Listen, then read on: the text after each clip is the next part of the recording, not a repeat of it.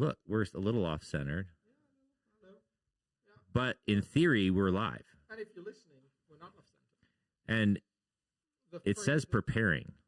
I don't know what that Still? means. Is that a problem? Go live.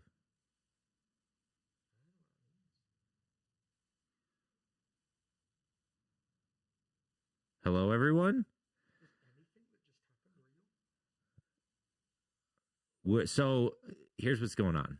For those of you, if you are hearing this, I'll have more confidence in approximately 2 minutes. If you are hearing this, here's what's happening. We tore down this entire studio for the live in-person show, and we carried down this red couch to 6510, and we hung out with you all there. And you must have carried it back, because I didn't carry it No, back. I didn't. I didn't carry it back. I'm a jerk. I left it down there for a whole week, and eventually I literally went down there to pick it up, and it was gone. And then I texted our lovely Drew Dodd, who's our facilities guy, and I said, "Did you kindly take the red couch back?" And he said he did. And I was like, what a saint. What a guy. Such a nice guy. So we tore it down to do a live show, which may have been a mistake. The live show was a mistake? I don't know, I'm asking. Wait a second. Can I hear you? I don't know. Can you hear me? I can't hear you. Oh man, this is a problem. It's a nightmare. What have I done? I don't know. Is this thing plugged in? All right. Only I'm allowed to talk today. I can hear me. Why would you work a number? All right, so we're live, and that's okay. I will fix this.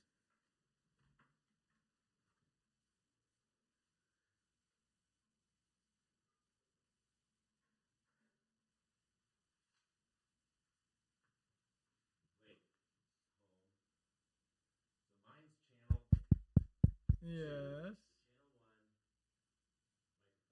What a show.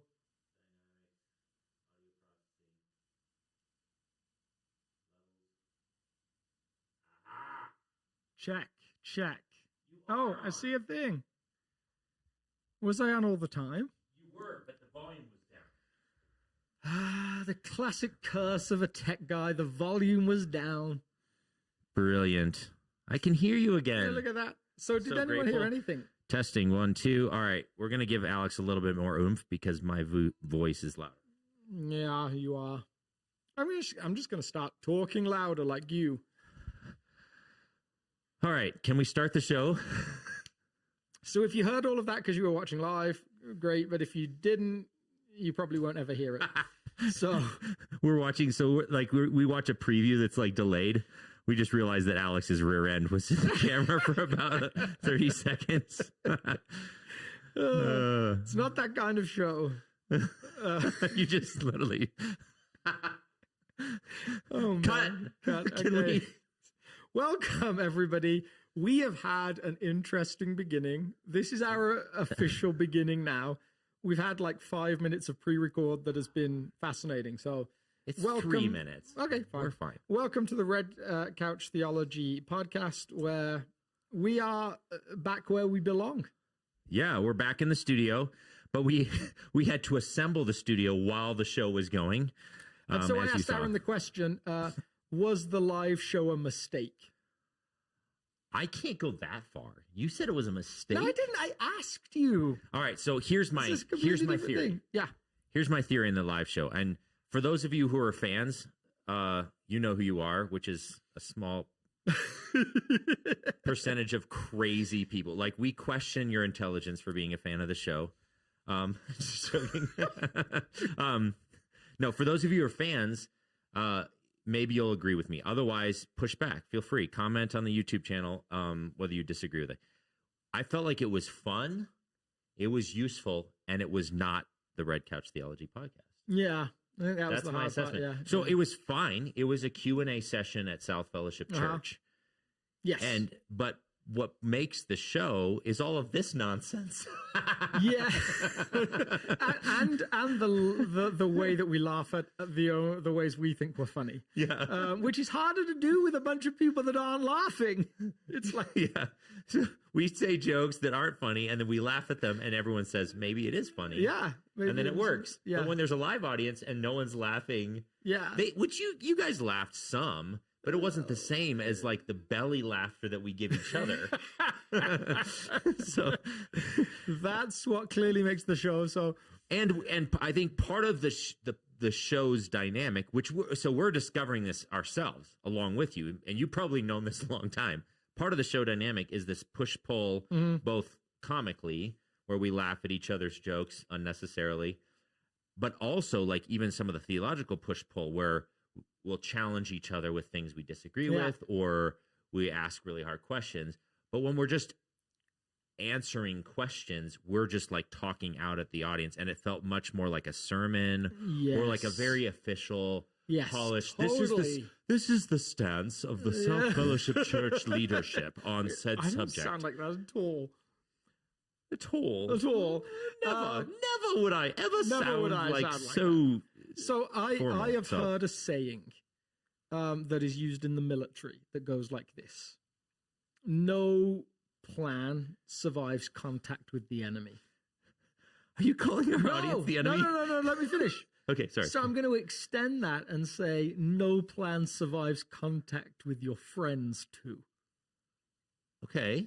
Like we were contacting and encountering friends, but obviously everyone who listens brought some of themselves to that as well. And so it was different, not bad, but different. It was just different, yeah. And so would it be something that we would want to do every week? Probably not, because it wouldn't be the same show.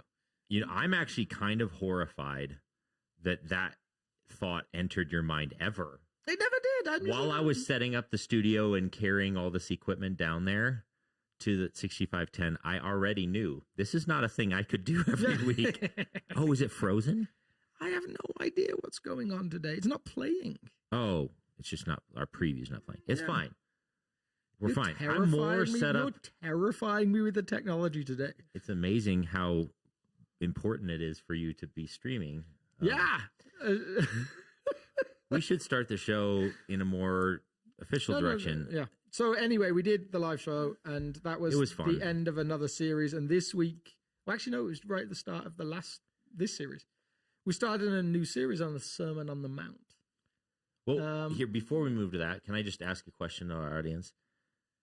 If you loved it, please let us know. Like, if you're like, that was the best thing ever,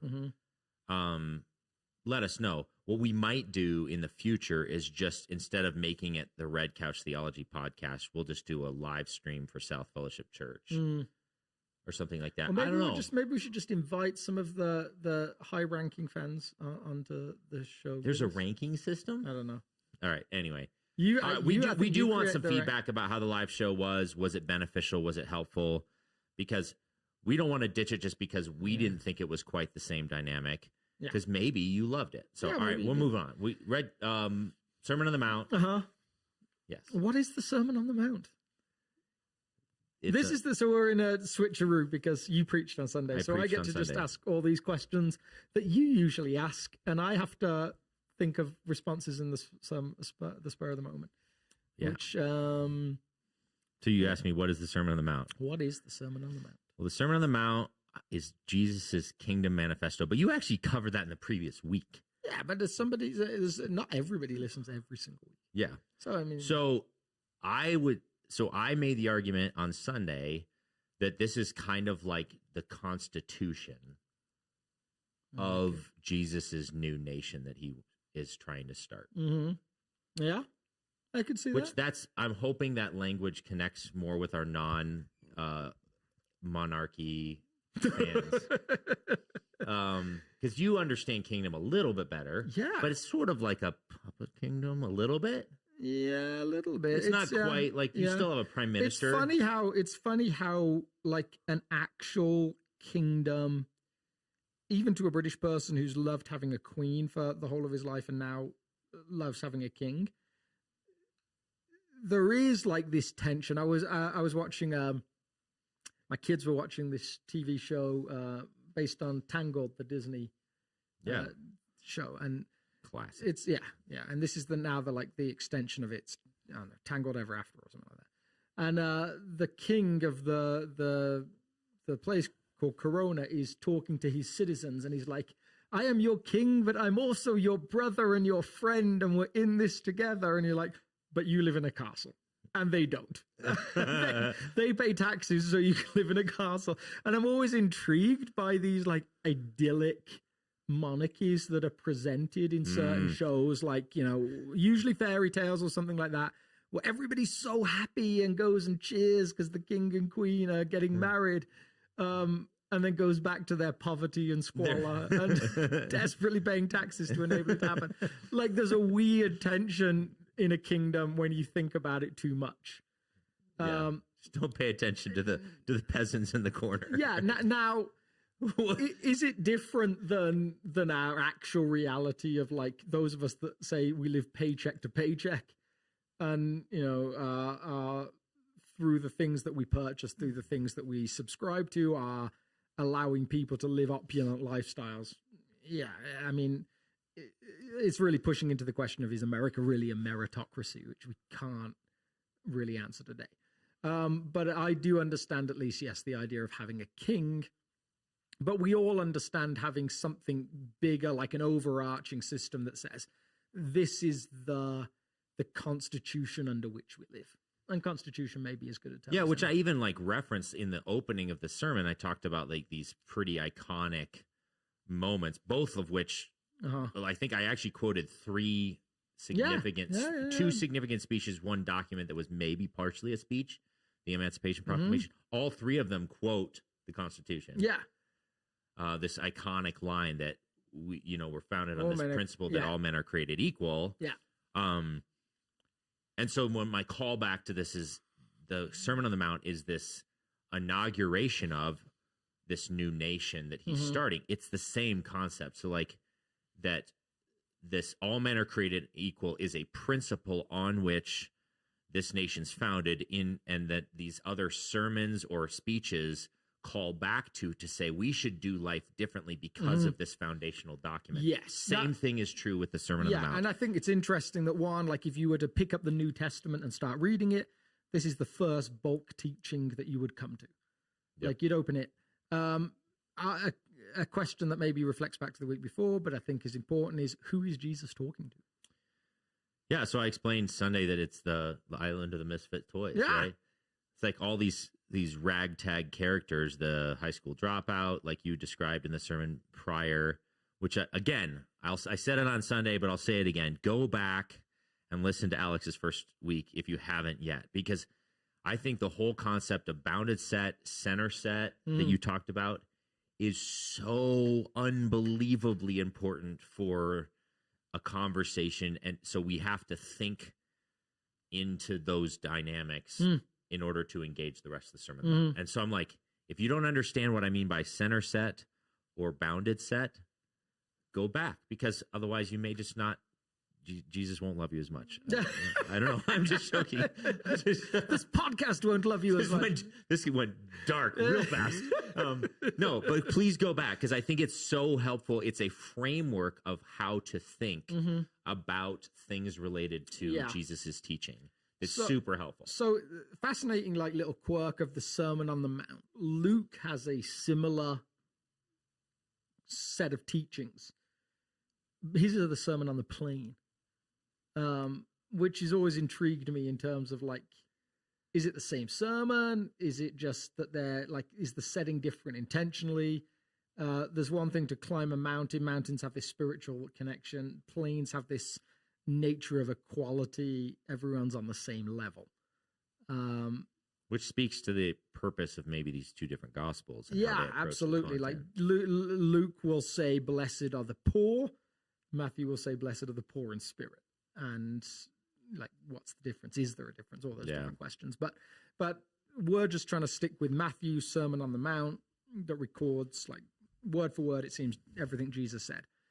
So he's gathered this ragtag bunch of misfit toys, and he's going to begin talking to them. And somewhere, like the shift I tried to sketch out the week before was, it starts off, his disciples came to him and he taught them. And it ends, and the crowds were amazed at his teaching. So something happens in the course of the sermon that says to a whole bunch of people who are probably used to being told that you don't belong, that you don't fit, that there's a possibility that in Jesus' new constitution, kingdom, ecosystem, all those different things, you might fit. What do they hear that says you might fit? Yeah, the case that I made is that the way he chooses to start this sermon is to make sure that his audience of misfits truly believe that they are allowed to participate in what he's about to teach him.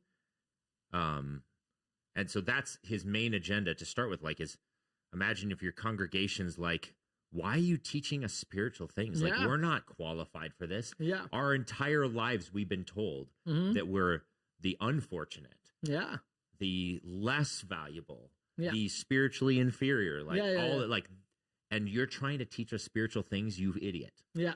And no, he's like, no, I would like to level the playing field and say you are allowed to engage spiritual life and spiritual journey and spiritual maturity. And so anyway, that's what he does. That's what the Beatitudes are functioning as, at least how we read them.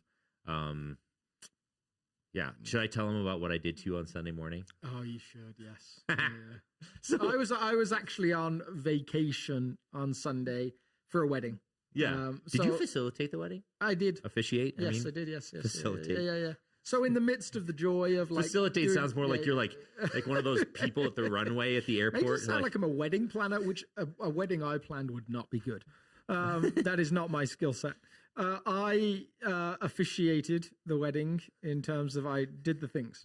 Yeah. Nice. And fun little story. The bride was my sister-in-law, and she came to us the day after and said, so we need to do the wedding again. Seriously? Yeah, she hadn't picked up the marriage license, and it can't be picked up the day after. So we had to do like a little backyard secret wedding to make it official on that day as well, which I think she just actually wanted to wear her wedding dress again. I think I could have just signed a different date, to be honest. But it was fun. I mean, you pay enough for a wedding dress, you should be allowed to wear it twice. Absolutely, totally. Without having to approve that. Get divorced and remarried. Exactly, like, yeah. And well done. Well played. She wore it with a funky little purple hat, which matched her husband's suit on that second wedding. So it was fun. And I got to do a wedding in jeans and a hoodie and Birkenstocks, which was great. But it was a joyful wedding to participate in. And in the midst of doing the rehearsal on the Sunday morning, I got a text from Aaron, which said, hey, Alex, how would you feel if I only preached on the first Beatitude?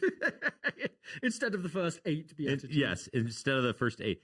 And because I knew, I think we even maybe talked about it on the show. I can't remember. We talked about it a ton outside of the show. But I knew that one of your great griefs about this series was that you weren't going to be able to preach in the Beatitudes. And so you didn't. You just didn't relinquish it. You said, let's do 2 weeks in the Beatitudes. And you actually mentioned it in the sermon. Yeah. First week. You actually mentioned, I hoped that Aaron was going to preach it wrong so I could preach it again right. Yes, totally. And then we talked about interpretation of the Beatitudes, and we were on the same page. And so then we agreed that, okay, so then he and I had to do a little bit of work together to figure out what am I going to cover, what's he going to cover, so that we're not just repeating every single thing the whole week or between the 2 weeks. Well, here I'm prepping, and I ran through my message, and I made the decision, which I don't regret at all, to show a ton more of John's story from Kenya, John and Tyler Maxwell, that video, because it just illustrated so perfectly this marginalized group of people who society would say isn't blessed, but that because of Jesus are blessed. Yeah. Anyway, it was a beautiful illustration. Anyway, and so I decided I'm going to use a ton of their story, which meant all the setup work I had to do to create the logical flow of thought. The pattern of logic in the first Beatitude is a pattern that then continues through the rest of them. So I spent 25 to 28 minutes setting up the pattern. Yes. And I'm thinking, and I have a 12-minute video. I'm thinking this is going to be a 60-minute sermon. Which would be so on brand for you. No way. You Come totally on. would. All of you are like, wait, you ran over by 3.5 minutes. And every time you preach, you overrun by miles. Not Just miles. proving it's not as easy as it looks. That's true. It is not as easy as it looks. I have so much more compassion and empathy. Anyway, so I texted him, here was my hope. I have to tell, because I haven't even told you this yet. My hope was that you'd text me back with this deep sense of excitement and like, yes, I would love to teach the rest of them. Instead, he came back with a much more politically correct, measured, I trust you, I trust the Spirit, whatever you feel like the Spirit's leading. And I was like, that wasn't a yes. Yes. And I was like, oh, maybe he's been studying super deep into the whole suffering side of thing and this persecution side. I don't want to force him in a different direction. And he's busy because he's doing a rehearsal. And I was like, that's not very nice to do to him on Sunday morning. I decided I'm going to try and cover at least all of them that I told him I was going to cover. And so I did. I spent 28 minutes on one. Yeah. And then 3.5 minutes on all of the rest of them. And you did a delightful job on the other 3. And I think my comfort was, do you know what? I can just do what I want the next week anyway. It's not like So here's my hope is that you're going to go through some of the rest of them. I almost certainly will, because I think partly because the way we're talking about the Beatitudes, the Beatitudes is that is kind of new. In actual fact, that wordplay resembles a common way of reading the Beatitudes, like the Beatitudes. Like these are things you should try and be. Like they've been listed as virtues to try and chase after. Yeah. For a long time, for a lot of church community life, it requires some mental gymnastics to read them all like that. And yet there is a case that you can read the Beatitudes that way. These are things that Jesus wants you to try and become. But that's not the way that you read it on Sunday, not the way that either of us read it personally. Now there's a third way that I've had more people push back on my reading with a third different direction. Interesting. Which was a little bit of a surprise to me. I'd heard it the previous week once, but then I've heard it a couple more times, which is that this is actually sort of a roadmap or a sort of a metaphor for salvation. Yeah, and have you heard that? Yeah, there's a book that was written, and I'm the Beatitudes Ladder, I want to call it, or something like that. And it basically suggests that you have to move through these different things in order to It's a progressive thing. Absolutely. So for the first one is sort of entrance into the kingdom, which does read it in the humility sort of language, which I tried to debunk on Sunday. And then the next one is then you mourn over your sin. Yeah. And then the next one is you in this meekness, you inherit the earth. And I haven't worked my mind through this framework fully to argue it well. So, but that's the progression. Is it's sort of a description of a maturing kingdom life through time. And I heard more comments from those folks than I did from the folks who said, no, this is something you're trying to be. Yeah. It's interesting. Well, I would say that both of them are you're trying to do something or trying to feel something or trying to experience something. It's just one is progressive and one is general. Yeah. Okay. So my feeling is that reading still requires some mental gymnastics and kind of starts to disclude some of the clauses that Jesus attaches to his statements. And I think some of the textual context. Yes. So I think to me, one of the things I think you did really well, and I think is at the heartbeat of my understanding of the Beatitudes, is that the Beatitudes are specifically countercultural statements. Yes. Which That- we don't catch on to. No, Yeah. but like we do, like, as we start to like think about them in our context. Yes. Like Yeah. start to catch on to, like we can transfer these to some modern readings and start to see, you know, that we know which categories of people are blessed. Yeah. And we know which categories of people aren't blessed. And then we can start to mirror them up to some of Jesus' statements. Yeah, and I think that's why I spent so much time on the word Makarios. Yeah, which was great. I loved that. It's like, a little annoyed because I was going to talk about that, and I was even going to use the hashtag blessed thing if you didn't use it. Really? Yeah. That makes me feel so happy because then it makes me feel like I'm slightly smart. I came up with something you would have come up with. Yeah, I mean, Because that's in its world, that was the equivalent. Mhm. Is almost that, like, I can't believe that group of people is so visually obviously blessed. Yes. And if you look at the two words that can be translated blessed, this one's definitely not the one where God blesses people. Yes. And so that's like, so as soon as you start to read the text as if any of these are related to God having a hand in the blessing, yeah, then you're suddenly missing the Greek word here. Yeah, and a great word. I don't know if you used this, and if you didn't, I'll probably use it this week. I'll have to go back and check. But We should tell them all your punchlines now. Yeah, totally, yeah. For the sermon I haven't written yet. Yeah, exactly. Because, you know, this week's been a week.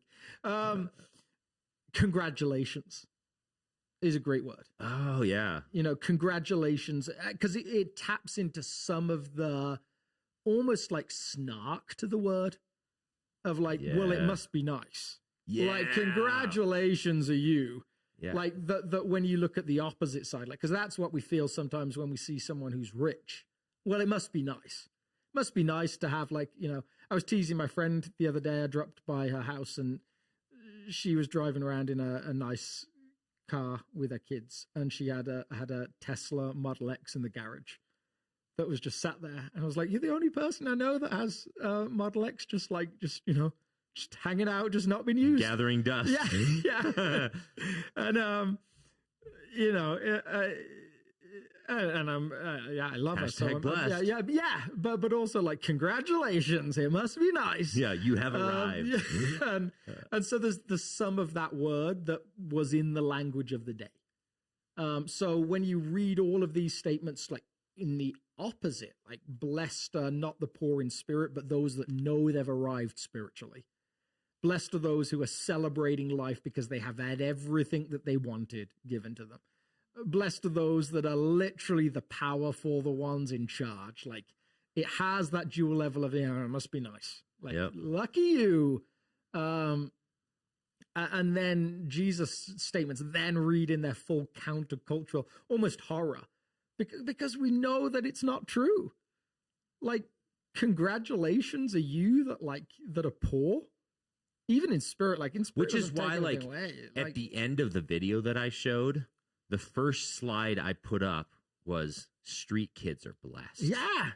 And I wanted people, like, they hear about the just horrifying situation of these street boys and street girls. And then I wanted to put street kids are blessed on a screen is the spiciness and the tension that Jesus was speaking to his original audience.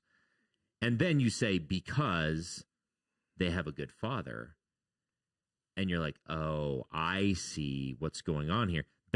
I felt like that story that John shared about his childhood and about all these other kids that he works with, illustrated how tense this would have been. And so I think it's weird to me that my reading, your reading, we could be wrong. Like, both require at different points some, not mental gymnastics maybe, but some explanation.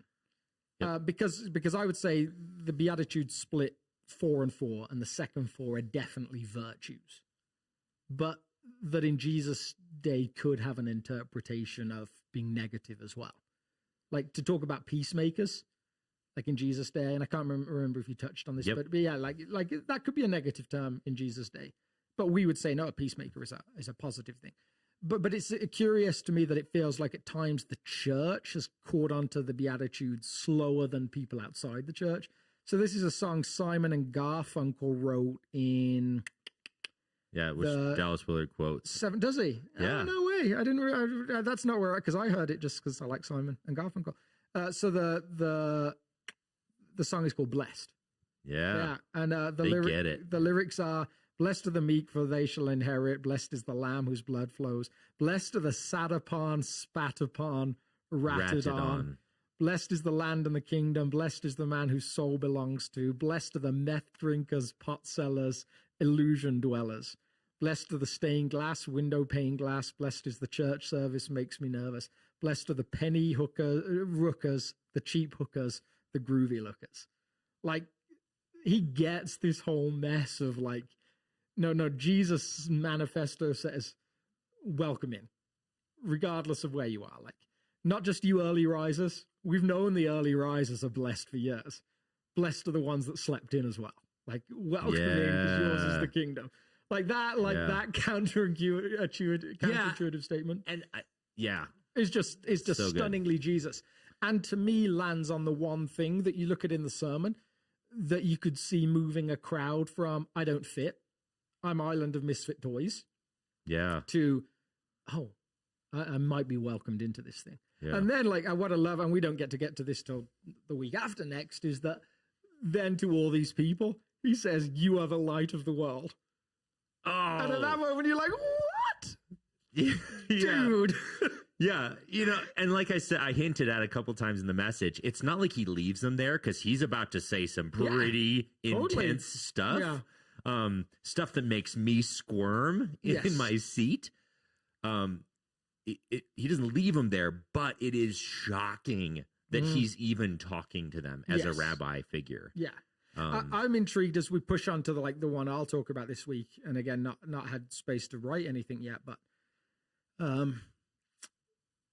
or other than like a few notes, but how the disciples heard something like, blessed are you when people spit upon you and persecute you for my name. Because like, there's a thing happening. So to me, I think they're like in this moment where they're like, wait, what? Like, no, this is going to be good, right? Like, we're changing the world here. You invited us. This is amazing. We're in. Like, we're on a mountaintop and it's going to be great. And you're painting this glorious picture. Yeah. And then... Oh, there's spitting involved? Yeah. Yeah. Like, and not just like the spitting where you spat in someone's eye and it healed them, but like, there's this like movement towards, yes, we're invited in. And then this recognition that that's also a separate thing to the world's invited in. Yeah. Jesus isn't saying you now belong to the in crowd in the world around you. Yeah. Jesus is saying, I've created this thing that is for you. But people won't get it. So, two things. One, can I share a little bit of a tension I had prepping the message, and then we should probably get to the questions. Yeah.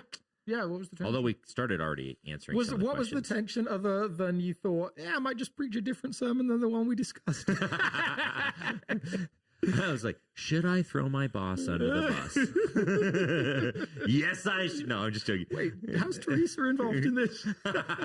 That's awesome. So here's what it was. As I have been processing this, I'm such a verbal processor. I process with several different folks. I realized this text is near and dear to anyone who's been following Jesus. Sometimes to even, like we just read it from Simon and Garfunkel. It's kind of near and dear to anyone who's grown up in a Judeo-Christian world. But especially for someone who's been walking with Jesus for their whole lives, most people know that they're supposed to like this text and have read it their whole lives and have probably heard 50 sermons on this. And let's be honest, probably the majority of those sermons did not read it the way I did on Sunday. And so as I was approaching this and I was realizing this is one of the barriers for people to hear the message that I'm preaching and the way that we're approaching the text here at South is not just the logical, the Greek words. Mm-hmm. It's not just the argumentation of Mm-hmm. it. There's some what's the word? Some like legacy to this text.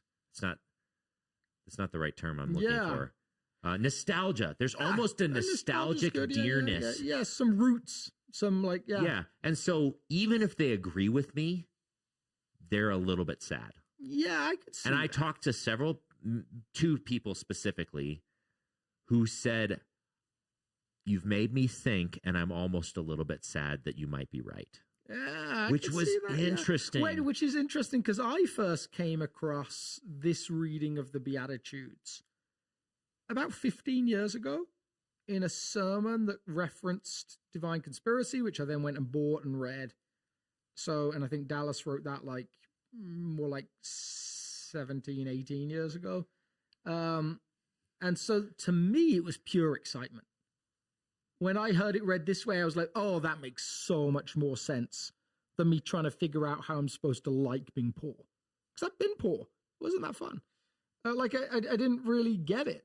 And I get like Matthew's tension of poor in spirit versus Luke just saying poor. Yeah. But it like they're not as far apart from each other as we would like to believe. And especially when you, and did you, again, like I don't remember everything about your sermon, but like there's a choice in the term poor he uses. And yeah, I use the translation, the BDAG, which is one of the premier Greek lexicons. Uh-huh. It actually uses the term extremely inferior. Yeah, there's the like when you think of poverty, whether it's in spirit or financial, there's the working poor, the eking out a living, like the paycheck to paycheck crowd. Yep. And then there's the destitute. Yeah. And this is the destitute one. Yeah, and partially by choice. Potentially, almost. Yeah, sometimes, yeah, sometimes, yeah. But it includes the blind, the lame, the beggars, like the people that have nothing to their name. They have no option. Yeah. So it's got all of those connotations, and so like that to me isn't humility. That's just brokenness. Like spiritually, that's just like I've come to the end of my rope. I have nothing like to. So like I recognizing that as necessary to come to know Jesus, but feeling like I didn't even think that was a healthy spiritual practice before I read the Beatitudes this way. Yeah, but if you think of it as that, but most people don't. They think of it as a synonymous with humility. So I recognize my spiritual need. Yes.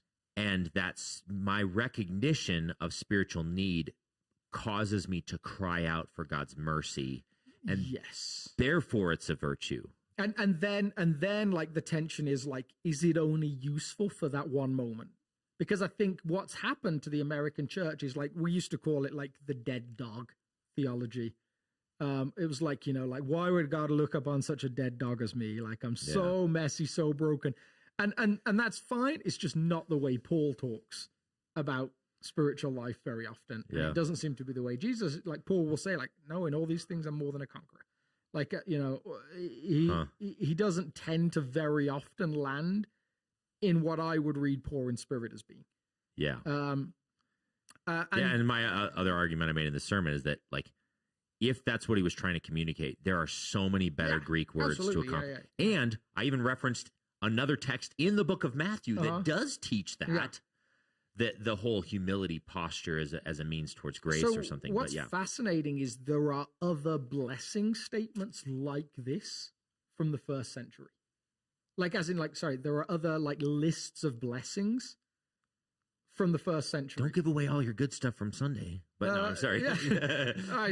Maybe this will be in there. No one needs to show up on Sunday. But like they say things like blessed is the man who gets to sit and watch his children play. Blessed is the man who doesn't have to plow with an oxen and an ass.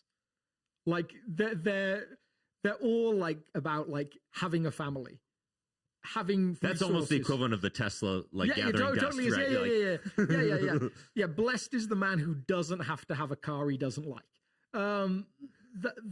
These are like the normal blessed statement, and that's what to me throws Jesus' statements into such stark, like it's so much in the counterintuitive sense. Like, I have no problem with people saying, I believe he's trying to do something really clever and kind of abstract around a ladder to salvation. Yeah. It just feels out of place with the rest of the sermon, which is so hard hitting and on the nose. Like, it's so, like, goes for the jugular. Yeah. And we could have a whole conversation. We've had plenty of conversations on the show in the past about exegesis and healthy biblical interpretation. And maybe we don't have time to go into that probably in this episode. It's already 40. What? That's what we do. That's what we do. We haven't even got to the questions. Yeah. Is that 40 from the real start or from the first start? That's probably not from the real so start. We're only at like 30. Yeah, minutes. we're doing great. Yeah, so like the first goal of good exegesis is to determine what the original author or speaker in this case was trying to communicate to the original audience. And then you start to make the bridge to the modern context. And I feel like I'm, like I said with you, I'm quite comfortable with that the scriptures are meditative literature, that the Holy Spirit can bring out powerful meaning and purpose and teaching in a text that may not be in alignment with that original audience intent and authorial intent concept. I'm actually okay with that. I'm more okay with it in the Old Testament because I think that's also what it was intending to do. In a didactic setting or a gospel setting, it's a little bit trickier to make that case exegetically. But the point is, the more metaphorical, this is a roadmap to salvation reading, it does almost neglect the context more. Who's in the audience? What's the momentum of the book of Matthew? What's Matthew trying to accomplish in his particular gospel? Why is he saying it now versus then? It's a whole momentum and flow of context. Then you're like, oh, and then this section we're going to pull out and make it this whole metaphorical thing. It's sort of a spiritual roadmap thing. And then let's go back to reading it more straight in context. Anyway. Yeah. But great job. I could be wrong. It was such a fun, fun intro to these ridiculous statements. Yeah. That Jesus makes, if they're read that way. Like, yeah. Again, like to a whole bunch of people, so much like, I don't know about that. But to a whole bunch of people, like really good news. Yeah. That's what I love about it. Like, read this way, the Beatitudes are really good news. Yeah. If you're a misfit toy or you've ever felt like a misfit toy. Really uncomfortable news for some. And this is something I've been wrestling with recently. I heard this guy say, I can't remember, maybe we even talked about this on the podcast. He talked about how Christians, we did talk about it, like Christians are so comfortable with grace in retrospect. Like, we love having people in our community that are the some of the things Simon and Garfunkel wrote about. Like, we're all for the meth drinkers, like when they've stopped doing it. But when they're still doing it, that's an uncomfortable invite. And yet Jesus' invite is like, no, come in, you guys. Like, welcome in, you crowds. Like, that's surprisingly good news. Yeah. And tension creating, yes. And then where it gets interesting as we push into the rest of the Sermon on the Mount is what that means. I've definitely in Sunday mornings told a story before about a guy I worked with in Detroit. He's one of our discipleship guys in the poorer communities we worked in. 48202 was at the time the poorest zip code in Detroit. And we were chatting one day while walking down one of the side roads, and he said, so I got to tell you this story. The other day, this guy came to me and said, I want your help. I'm convinced that Jesus is who he says he is, and I'm supposed to follow him. The problem is I sell crack for a living. And I have 4 kids, and We have government food stamps because they think I'm unemployed, free healthcare because they think I'm unemployed. I make $800 a week selling crack. And for us to keep living as we are and not do that, I need a job that pays $40,000 a year. Wow. And so then his question was, what does Jesus want me to do? Oh, goodness gracious. And the pastor's like, hold on a second. I resigned my job. Yeah. Talk to the new pastor, right? Totally. Yeah. So this is the challenge of the Sermon on the Mount, because Jesus is like, welcome in. Let's have some hard conversations. Because you're welcome in, but this is what kingdom life looks like. Which is the challenge of that, because the Sermon on the Mount is a high ethical bar. You can see why some churches over the years have simply said, Jesus just sets the bar so high, so we need grace. But there's no implication that he doesn't expect us to look more like the people he describes in the sermon. Yeah, I've heard it described as like, you got to get them lost before you can get them saved. Yeah. So the Sermon on the Mount is just there so that you realize that you can't do it alone. Yeah. They would also make that same argument for the whole book of, like, the first part of Romans, something. So, yeah. But there is this beautiful invitation to become more like the king in your kingdom. Start to copy his behavior. So Jesus takes sexuality and says it's not just an outside thing. It's not just what you do with your body. It's what you do with your thought life. Good. And you're like, yes, it was already hard enough before. No, that's so hard. Don't even hate someone? Yeah. What? Yeah. And so that's the beauty of Jesus to me, his ability to welcome in anybody and set an incredibly high bar for Be everybody. perfect as your heavenly Father is perfect. No Brace way. yourselves, people, because that's what's coming. Yeah. Am I preaching that week? Oh, I hope Almost so. certainly. Yeah. Anyway, what are the questions?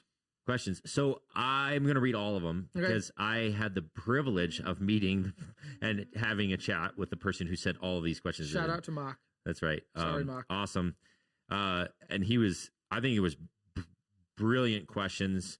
And he's so funny. Like he's got a great sense of humor. And so this first question is super playful. And a Michigan football fan, so yeah. I like that too. This first question is super playful. And he's saying, you guys quoted Dallas Willard. He's been quoted by both Alex and Aaron. The reviews on Amazon make it sound like a waste of $47 for a normal person to read. Would a person with an engineering degree get anything out of this book, or should we just continue learning about him from quoted slides? He's so funny. Like, you have to know Mark to know, like, this is definitely cheeky and he's being playful here. But also my first thought was, if you're paying $47 for The Divine Conspiracy Today, you're definitely overpaying. Yes, you probably are. Like, you can get it used for like $3. And the reviews on Amazon are probably, I don't know, I haven't looked at them, but I can totally understand why. I said totally. Dang. I can completely understand why a lot of people might review Dallas Willard's stuff negatively, because goodness gracious, it's like you will burn more mental calories reading Dallas Willard than a lot of folks. I think The Divine Conspiracy is a pretty gentle read for the most part. This is how I described it to him. I said, it's not that the sentence is hard to read. It's not like he's saying some really big theological word. His sentences are actually very straightforward. Yeah. The problem is the concepts are so abstract that he'll say something and you're like, I will think about that for 1 week. And then I will understand what he means. The sentence itself is very self-evident, but it's so dense in its implications that you'll read like one chapter and then chew on it for a month, and then read the next chapter and chew on it for a month. Yeah. And so in that sense, it's dense.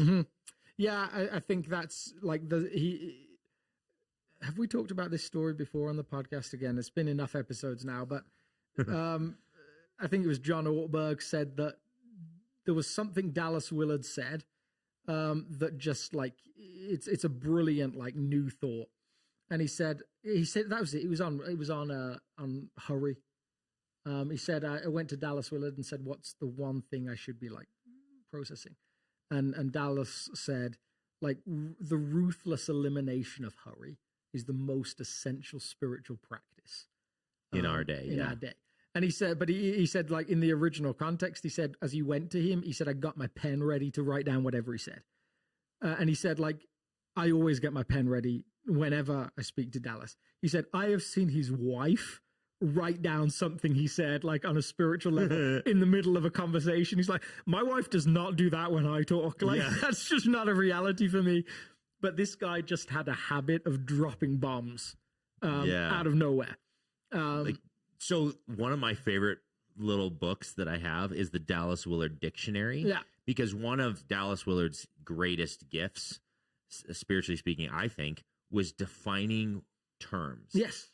Like, he had a way of defining biblical ideas and stuff like a dictionary would, but in a way that makes you really think and process. And it showed up in last week's episode, actually, in our live thing, where when I gave the definition of the kingdom of God, which you said was the same as the definition you gave, the range of God's effective will.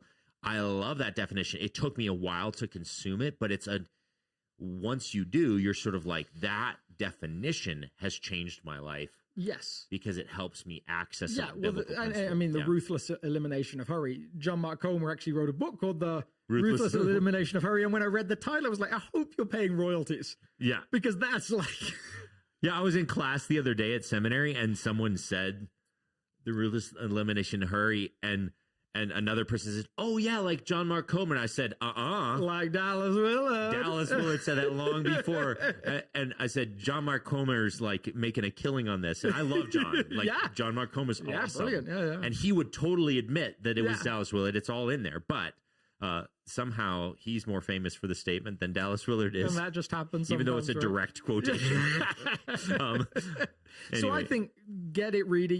You probably find it for $3. And if you don't like it, I will refund your $3. Yeah. But no more than $3. And only for Mark. Nobody else. All right. What was his other question? I can't afford $3 for everybody. This is the main body of the question. We have two definitions of the kingdom of heaven from Wikipedia. We have thought to be the main content of Jesus's preaching in the Gospel of Matthew. The kingdom of heaven describes a process or course of events whereby God begins to govern or to act as the king of or Lord, and action, therefore, by which God manifests his being into the world. And the second definition, so let me summarize that because it's hard, maybe on an audio setting, it's hard to sort of consume a Wikipedia definition. It's sort of the definition I used in the sermon. It's the rule and reign of God in the world and beyond. That's the definition I sort of use. And then the second one is God ruling in eternity. Aaron kind of discounted the second one by saying Jesus claimed that the kingdom of heaven is at hand. But some of the Beatitudes seem to point towards the second definition. In other words, heaven when you die, which is the way I referred to it in the sermon. I want to be part of the kingdom of heaven when you die, sort of thing. Some of the Beatitudes seem to be empathetic, while others seem to be goal-oriented. Aaron even said, not in this kingdom, and he goes on to describe his thing. So he said some of the Beatitudes feel goal-oriented or things to be strived for, and other Beatitudes seem like they're more compatible with the way I preach the sermon. And that is the tension point that I pointed out. First of all, super insightful. Yeah, great question. Into the thing. Because and super insightful simply because, like, what I think Mark and Chua did, that, Jesus seems to land on, Paul seems to land on. The kingdom of heaven is both a present reality in Jesus' mind and a future hope. Which I hinted at in the message, and he and I actually already talked about this. I'm answering this because I thought his question was so well thought through that it was worthwhile for all of you to hear. But I think if you said to Jesus, is the kingdom now or in the future, he would have said yes. Yep. Yeah. And he would have said, is the kingdom on earth or is it in heaven? In heaven, he would have said, because it's all of those things. Yeah. It's vertical, it's horizontal, like it's vertical, like somewhere heaven, space, like He might even say it's in the past too. Yeah, Like yeah. it could extend. And in the there Old is Testament, actually a he's just more, beautiful sermon by, I think it's Tim Mackey, does a beautiful job of talking about, is it When is the Kingdom? Or when is heaven or something like that? Do you know something about Tim Mackey? I don't. I think you sent me this sermon. I'm the biggest fanboy ever. I think you sent me this sermon. Okay. It's the one where he does the whole cute thing with that. I've got the mug, like a Bible. Oh yeah. Yeah. But I think he talks in that about, like, you know, when is heaven? Is it like a spatial thing, or is it a future thing? Is it a past thing? Or paradise? That was it. When is paradise? Yeah. Because the biblical writers seem comfortable with the tension. It's a past thing. It's Eden. It's a present thing somewhere in a spatial reality we can't see, because where today you will be with me in paradise, is what Jesus says to the thief on the cross. But it's also a future revelation thing. And there's quite a few of those things: paradise, heaven, kingdom of God, like some kind of connection between all of those things. It is both now and it's in the future. It's distant and it's within, and we can't always get that. Like that's not supposed to be an intellectual proposition, maybe. Yeah, and the second part of his question being, like, some of the Beatitudes feel like goals that we should try and strive for, and others feel more in alignment with my reading, which was the whole like who's invited. And we are. So I think I said earlier, yes, the second four are virtues in the way that the first four aren't. And there's a couple of splits that have been suggested because we see them written out in a list. We assume that that's how they appear. But again, remember, in the Greek language, as in the original texts, all in capitals, no punctuation, no verses. There's some parallels in the first four in some alliteration that suggests they're a group. And then there's a second four. Some people have said that the grouping goes 3, 4, 3, 2. Some have suggested 4, 4 with like an addendum to the last one. So there's some different ways to read that. But the four at the bottom. So the four at the bottom, starting with what? Starting with thirst? Well, yeah, go up again, like on the thing. Sorry, we're looking at 1, 2, 3. No, not hunger and thirst. Go down. Next one. So it's merciful. So yeah, merciful, pure in heart, peacemakers, and persecuted. Yeah. Those could were seen at different points in the church as like things to be strived for. There were actually, and we'll talk about this today, there was a whole era of the church where people tried to become martyrs. Because it gave some assurance of being in eternity. Yeah. So like, if I can just manage to get martyred, then I'm definitely going to heaven when I die. But again, like, depending on the breakdown, you could put the first four, then the next three, which are the most clearly virtues: the merciful, the pure in heart, the peacemaker. And a lot of people want to make an argument for hunger and thirst for righteousness as being a very positive thing. So they could be seen as virtues. They are not then necessarily goals to chase.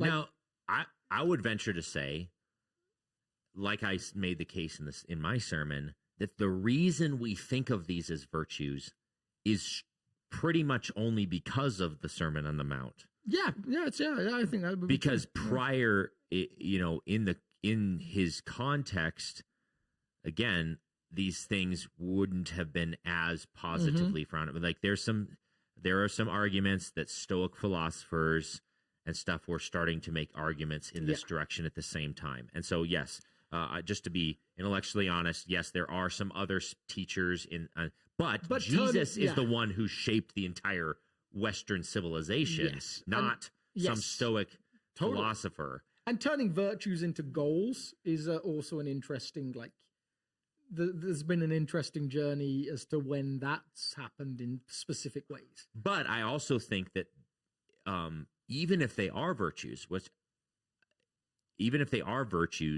they're only virtues because you're invited into the kingdom, not the other way around. And they could all be in the context of the first century. So, blessed are the merciful, like congratulations to the merciful. It's kind of like, congratulations to the guy that can't even slit a Roman's throat when he comes across him in a dark alley.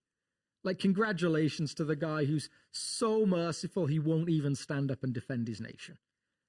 We saw that in Vietnam, during the draft with the conscientious objectors.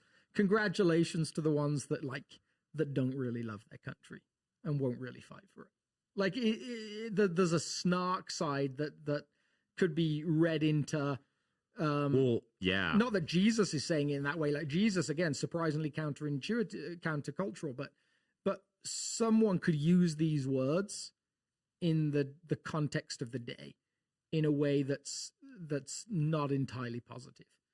Like, oh, congratulations to you. You probably never think bad about anybody. Congratulations to you. You probably get screwed over on every business deal because you're not that smart and you're not that willing to see the person pulling the wool over your eyes. Congratulations to you that want us to be friends with the Romans and to kind of hang out with them and build one happy little world there. Congratulations to you because you want just an open border. You want to welcome anybody in. Like, there's ways you can read those things in the context, and they're not entirely positive at all. I think you should preach on all these again because I feel like we need to linger there longer. So if I'm allowed to put in votes for this coming Sunday sermon, I love it. A democratic system to sermon writing with one voter. I feel so powerful. But I also would venture to say part of the reason we feel like they're goal-oriented is we have come to see these as virtues, but they're only virtues if you can understand the beauty and the invitation of the gospel. So the only safe way to be merciful is to be a kingdom person. Truly, if you want to genuinely exercise the maximal level of mercy, it's unwise unless you have a God who will show you mercy. The only way you should have this pureness of heart out, like if you're outside of Jesus's way of thinking, this pure of heart that he's describing here isn't a virtue until like perfectionism, right? Like you should have a perfect standard for everyone and yourself. That's so mean to the people around you to be a perfectionist and expect everyone to be perfect. Totally. But if you say, "Oh, I can satisfy my perfectionism by looking at the perfection and the kindness and the goodness of God," again, these virtues are only virtues if you factor in the way of Jesus. Yeah, I mean, I think one that we didn't get a chance, maybe I'll get to it in the sermon, but we didn't get a chance to talk about today that pushes me massively in the direction that you're talking about is blessed are those who hunger and thirst for righteousness, for they will be filled. Because to us now, like, righteousness has become like being like God. But the word has so many connections with justice. Like the social activist or something, like the one that hasn't received justice. So like the most natural reading in its first century context would be, blessed are you when you feel like you've been denied what is rightfully yours. Like, blessed are you when you're knocking on the door of the judge who's not answering your calls anymore. Blessed are you when your husband ran off with his mistress and took everything you owned with you. Blessed are you when like ... like on and on and on. Because we know those people aren't blessed. Like, and yet counterintuitively, Jesus says, no, even you. Which is just, it's just magical. And I think this last question we can just go through relatively quickly, but he said, because I feel like we've already answered most of these questions in the course of the rest of the episode, but is the poorest in spirit somebody who tries to make goals to be poorest in spirit? I'm struggling with the message I sent last night over. So, and I think we already hinted at this, like, again, being poorer or more destitute in spirit doesn't get you anywhere. That's not the point. This isn't a being the attributes of the Beatitude isn't a lever that you pull. It is If not. I get poorer, then I get more kingdom. It's not a if lever. I get mourninger, then I get more comfort. Exactly. It's not a lever. It's not a tool that you wield. It's not a lever. It's not even a lever, which is the only way to say that word. And on that bombshell. Yeah, I love it. So tune in next week when we talk about the Beatitudes again. I love it. See you guys. y'all. Bye. And I've got to find the end button.